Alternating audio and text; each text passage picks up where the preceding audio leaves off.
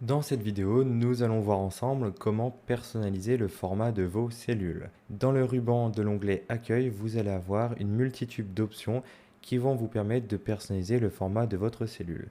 Donc je vais par exemple ici écrire un nombre au hasard et nous allons personnaliser ce nombre. Dans un premier temps ici, dans la section Police, vous avez accès à tout un panel d'options qui sont aussi disponibles dans Word pour ceux qui utilisent donc beaucoup Word. Vous allez pouvoir ici agrandir votre police donc en cliquant sur le petit A majuscule ou au contraire donc en le diminuant. Vous avez accès ici donc à la taille de votre police. Vous pouvez soit choisir une police prédéfinie ici ou alors taper le nombre qui va correspondre à la police que vous souhaitez. Étant donné que par exemple si je tape 15, le 15 n'est ici pas renseigné de base par Excel, mais nous pouvons très bien l'avoir si nous tapons 15 et nous faisons entrer et nous allons avoir ici la taille 15 sur notre texte.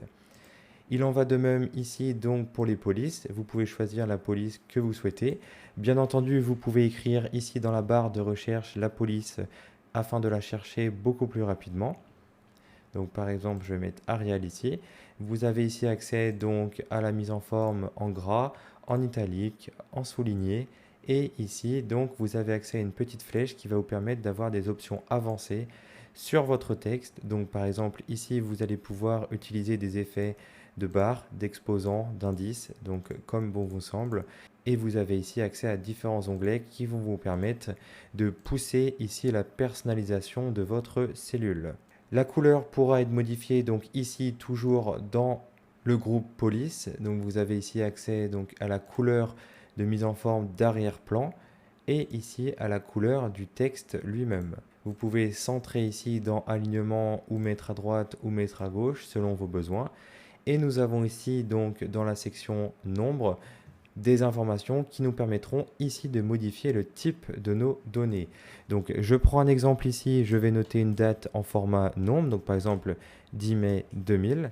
Nous avons ici la date sous ce format, mais vous pouvez très bien donc cliquer ici sur l'onglet date et nous avons ici accès à la fonction date longue qui va nous permettre d'avoir directement ici la date écrite de cette façon.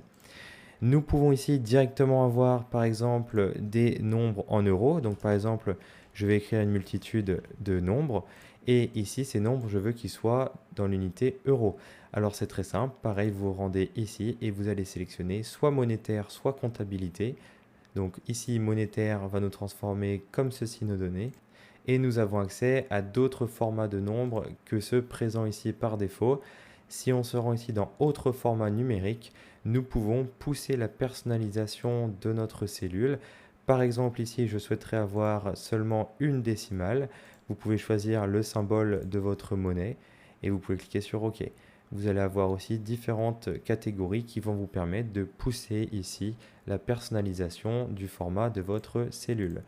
Toutes les autres options qui sont disponibles dans ce ruban seront bien entendu vues dans des prochaines vidéos.